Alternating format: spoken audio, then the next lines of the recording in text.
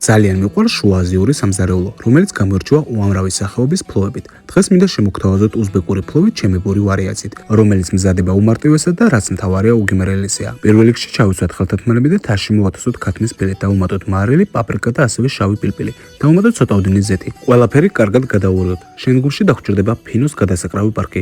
თას გადავაკრათ გადასაკრავი პარკი. ჩავდოთ მაცივარში მინიმუმ 9 საათით, რათა გემოები გაჭდეს. მეორე თაში მოვათოსოთ კარგად გარეცხილი ბრინჯი. შემდგომში მოვათოსოთ მუთუშული ხახვი. მოვათოსოთ გრძლად დაჭრილი სტაფილო.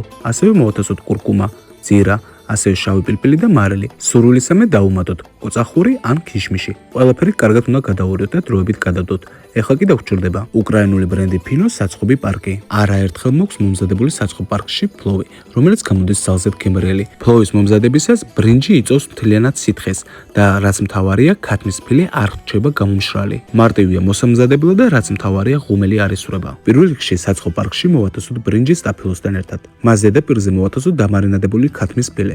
გადავანაწილოთ თანაბრად. შუაგულში მოვათოსოთ ნიორი. გვერდებზე მოვათოსოთ წიწაკა. გადავანაწილოთ ხელის დახმარებით. საბოლოოდ კი მოვათოსოთ წყალი. წყლის შემდგომ უკვე შეგვიძლია კარგად გავკვანძოთ, ისე რომ ზედმეტი ჰაერი არ შევიდეს და რაც მთავარია, გამოცხობისას არ გაიხსნას. ვაწყობთ წინასწარ გაცხელებულ ღუმელში 180 გრადუსზე 1 საათის განმავლობაში.